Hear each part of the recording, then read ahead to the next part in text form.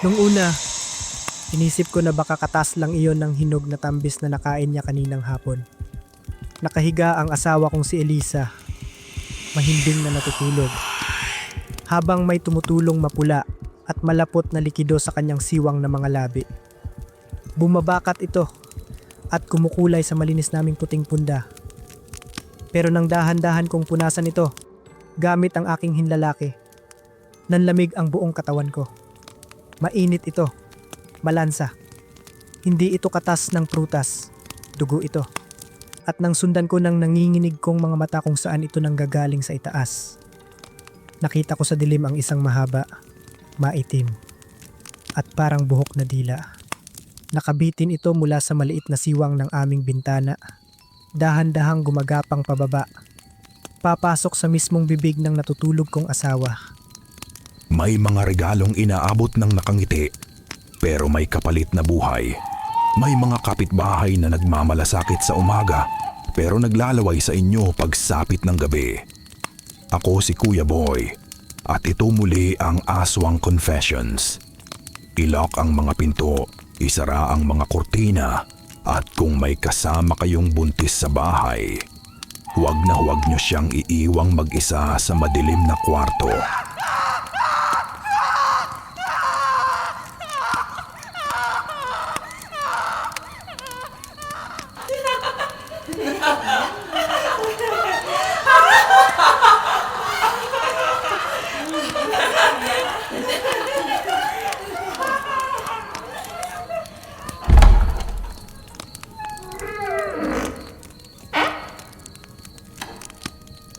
Ipagpatuloy natin kung saan tayo nagtapos. 12 taon na ang nakalipas mula nang mangyari ang karumaldumal na pagkuha sa sanggol ni Aling Rosa. Matagal bago ako nakabangon sa trauma ng iyon. Upang makasiguro nang magkatrabaho ako, nagpatayo ako ng sariling bahay malapit sa dati naming lote.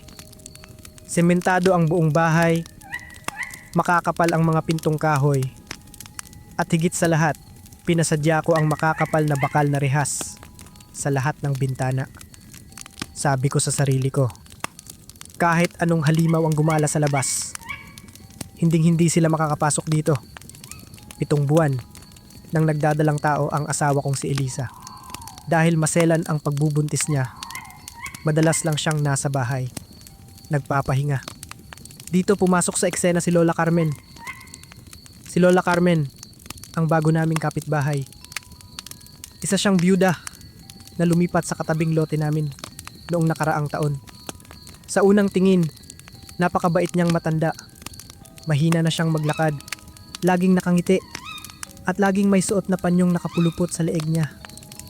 Araw-araw, walang palya, pumupunta siya sa bakuran namin para mag-abot ng mga prutas kay Elisa. Minsan, isang buong papaya. Minsan, isang piling ng lansones o kaya isang supot ng matatamis na tambis. Kainin mo yan, iha. Madalas niyang sabihin habang hinahaplos ang malaking tiyan ni Elisa gamit ang magaspang at malamig niyang mga kamay. Pampalusog ng bata yan para matamis at siksik sa laman paglabas. Siyempre, dahil sa cravings ng naglilihing buntis at sa kabaitan ng matanda, tuwang-tuwa si Elisa. Kinakain niya lahat ng bigay ni Lola Carmen. Pero habang palaki ng palaki ang tiyan ng asawa ko, may mga maliliit na detalyeng nagsimulang gumambala sa isip ko. Nagsimula ang paghihinala ko sa mga prutas mismo. Isang hapon, hinihiwa ko sa kusina ang hinog na papayang huling bigay ni Lola Carmen. Nang bumuka ang prutas, napansin kong ang mga buto nito sa loob ay hindi normal na kulay itim. Kulay mapula-pula ito, buo-buo at malapot, parang namumuong dugo o blood clots. Nang ilapit ko sa ilong ko, wala itong amoy ng matamis na prutas. Amoy kalawang ito, amoy malansa. Pero nang tikman ni Elisa, tuwang-tuwa siya at sinabing iyon daw ang pinakamatamis na papayang nakain niya. Binaliwala ko na lang, inisip kong gawa lang ng paglilihi niya. Sumunod na nagbago ay ang mga alaga naming aso. Kilala ang mga aso ko na maingay at matapang sa mga estranghero. Pero tuwing papasok si Lola Carmen sa gate namin, hindi sila tumatahol. Sa halip, nagtatago sila sa pinakasulok ng silong ng bahay. Nakatayo ang mga balahibo nila sa batok, nanginginig, at umuungol ng napakababa, isang tunog ng purong takot. At ang pinakanakakapagtaka sa lahat, tuwing gabi, pagkagaling ni Elisa sa banyo para magpalit ng damit, napapansin ko ang maliliit na pasa sa kanyang tiyan. Pabilog ang mga ito, kasing laki ng barya at nagkukulay nila. Parang mga kagat ng napakalaking lamok o linta na pilit hinihigop ang dugo mula sa loob ng balat niya. Nang tanungin ko siya, sabi niya ay baka naiipit lang daw ng garter ng pambaba niyang damit. Pero alam ko, may mali. Kung nakarating ka na hanggang dito, hinihiling namin na i-click mo ang like button. I-share at tulungan kaming maabot ang aming goal na 1,000 subscribers.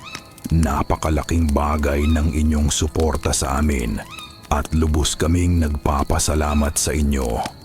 Maraming salamat. Bumalik tayo sa gabing umulan ng malakas at nag-brown out. Tulog na tulog si Elisa dahil sa labis na pagod. Nakahiga ako sa tabi niya. Gising na gising. Pinakikiramdaman ang bawat patak ng ulan sa aming bubong. Bandang 2:00 ng madaling araw, biglang tumigil ang ulan. Kasabay nito, pumasok ang isang napakalamig na hangin mula sa bintana. Dala ang isang amoy na matagal ko nang ibinaon sa limot. Amoy ng nabubulok na karne at basang lupa. Ang amoy ng halimaw na kumuha kay Baby Leo 12 taon na ang nakaraan. At pagkatapos, narinig ko ito. Scratch. Screech. Scratch. Hindi sa kawayan, kundi sa mismong sementadong pader ng bahay namin. Dinig na dinig ko ang tunog ng matutulis na kuko na bumaon at kumayod sa semento. Para itong tunog ng bakal na ikinukuskos sa pisara. Umaakyat ito. Papunta sa bintana ng aming kwarto. Wala kaming aircon, kaya bahagyang nakabukas ang jalousie window namin para sa ventilasyon. Kampante ako dahil may bakal itong rehas. Dahan-dahan, walang anumang tunog. Akong bumangon mula sa kama.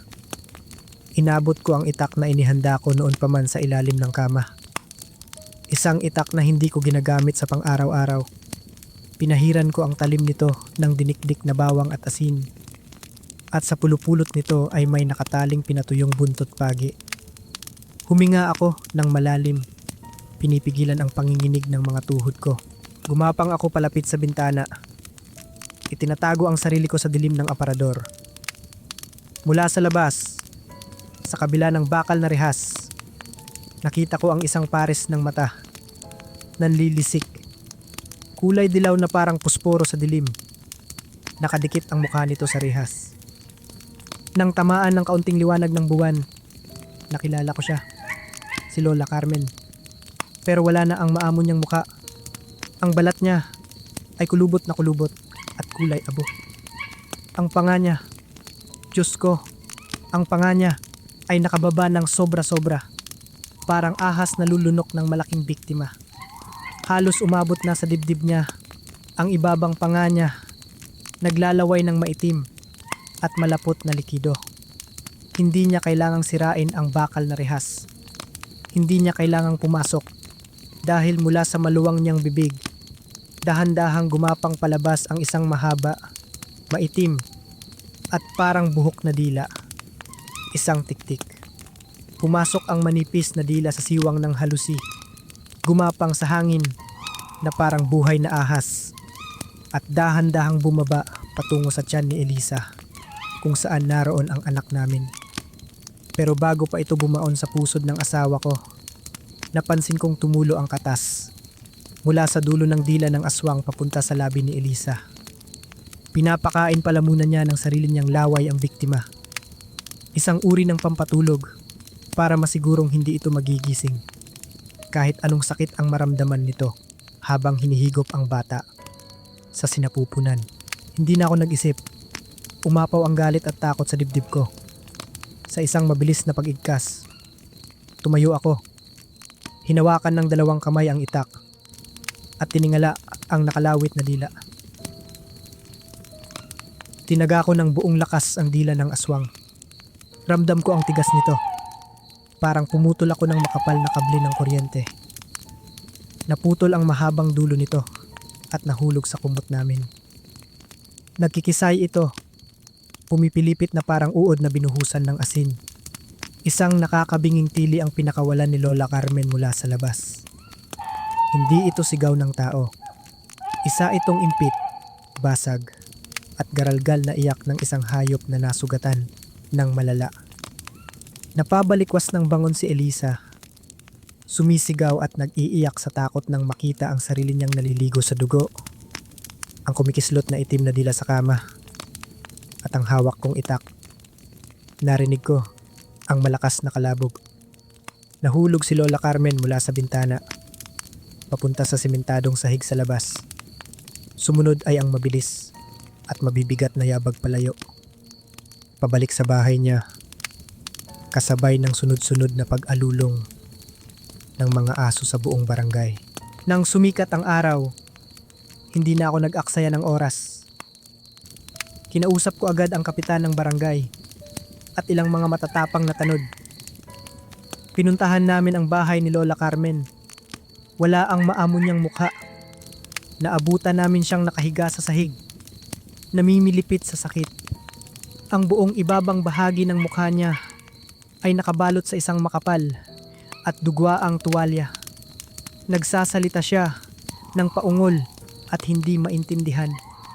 Sabi ng pamangkin niyang nagbabantay sa kanya, nahulog daw si Lola Carmen sa hagdan noong madaling araw at aksidente nitong nakagat at naputol ang sariling dila. Alam ko ang totoo, pero wala kaming konkretong ebidensyang maipapakita sa pulisya. Ang putol na dila na naiwan sa kama namin kagabi. Noong sumikat ang araw, unti-unti itong natuyo hanggang sa maging isang ordinaryong piraso ng tuyong dahon ng saging. Ganyan sila kagaling magtago ng katotohanan. Dahil walang maniniwala sa amin at ayaw ko nang i-risk ang buhay ng mag-ina ko. Nagdesisyon na lang kaming lumipat ni Elisa sa Maynila kinabukasan din. Iniwan namin ang pinatayo kong bahay at hindi na kami lumingon pa. Ligtas na naipanganak si Elisa sa Maynila. Isang napakalusog na sanggol na lalaki. Masayang masaya kami. Sa wakas, akala ko, tuluyan na naming natakasan si Lola Carmen at ang isinumpa naming probinsya. Unti-unti na kaming nagkakaroon ng normal na buhay sa syudad. Hanggang noong isang gabi, nagising ako bandang 3:00 ng madaling araw para timplahan ng gatas ang anak namin dahil hindi siya umiiyak. Na medyo nakakapagtaka dahil oras na ng dede niya. Nang dahan-dahan kong silipin ang crib niya, nakita kong bukas ang mga mata ng anak ko. Nakangiti siya sa dilim. Pero sa halip na iyak o halakhak ng isang normal na sanggol, isang mahina, pamilyar, at nakakapangilabot na tunog ang lumabas sa maliit at walang ngipin niyang bibig. Kasabay ng tunog na iyon, biglang umalingasaw sa buong kwarto ang isang amoy. Hindi amoy ng baby powder o gatas, kundi ang matapang na amoy ng hinog na prutas, na unti-unting nabubulok. Mga kababayan, ang bangungot na ito ay nagwakas sa dilim. Ngunit ang kasamaan, laging naghahanap ng sisidlan.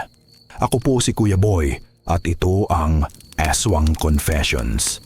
Kung nagustuhan ninyo ang kwentong ito, huwag kalimutang mag-like, mag-share at mag-subscribe sa aming channel. I-click na rin ang bell icon para lagi kayong updated sa mga susunod na nakakakilabot na kumpisal. At huwag kalimutan, kahit sa tahimik na bukirin o sa ilalim ng buwan, minsan ang dilim ay may lihim na kaakibat.